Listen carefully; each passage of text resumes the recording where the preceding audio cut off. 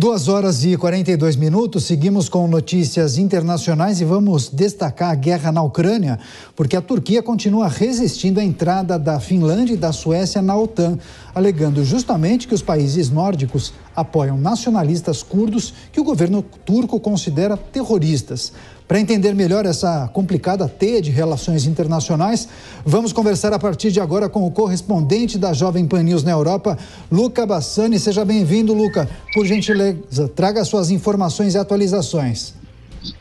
Boa tarde, Daniel, Cláudia, a todos aqueles que nos acompanham. A gente sabe que na Turquia nós temos uma minoria étnica, mas que, na verdade, em todo o Oriente Médio, os curdos, eles aparecem como a maior etnia sem um Estado próprio. São cerca de 30 milhões de pessoas que vivem entre os territórios de Turquia, Irã, Iraque, Síria e que não tem um Estado para se chamar de seu. O chamado Kurdistão, ele é dividido em todos esses países. A gente vê que há grupos, sim, que buscam a independência dessa região e que são considerados por muitos países, inclusive pela Turquia, como grupos terroristas por atuarem através de táticas, muitas vezes de guerrilha ou até mesmo de terrorismo para tentar conseguir os seus objetivos políticos. De qualquer maneira, a Finlândia e a Suécia se posicionam favoráveis a pelo menos a independência do Kurdistão, afinal eles são a favor da autodeterminação dos povos, e esse tem sido um grande entrave para o presidente Erdogan, que disse que vai vetar, se necessário, a entrada dos dois países na OTAN. Lembrando que é preciso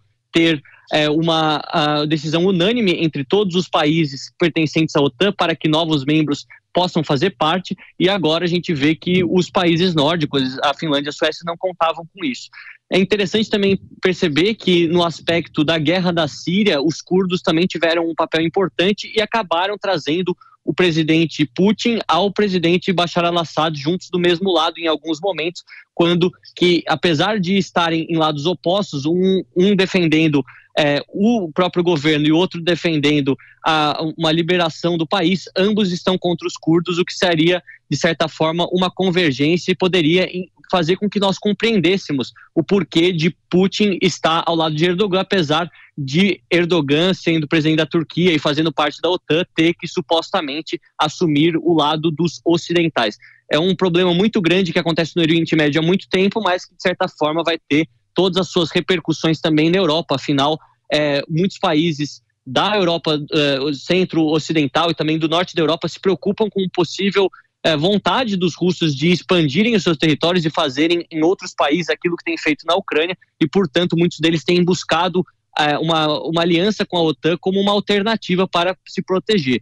A gente não sabe o que vai acontecer, afinal a Turquia passa por uma crise política e econômica muito grande, mais de 60% de inflação, baixa popularidade de Erdogan, além, é claro, de altos índices de desemprego e também o dinheiro dele super desvalorizado, a lira turca. Então, de certa forma, se os países ocidentais conseguirem oferecer algum tipo de retorno político ou financeiro para o presidente, ele pode até mudar de lado e acabar facilitando, mas não é o que parece que vai acontecer agora. A gente vai continuar acompanhando, afinal isso pode ter repercussão direta nessa nova Guerra Fria que foi estabelecida aqui na Europa depois da invasão da Ucrânia pela Rússia.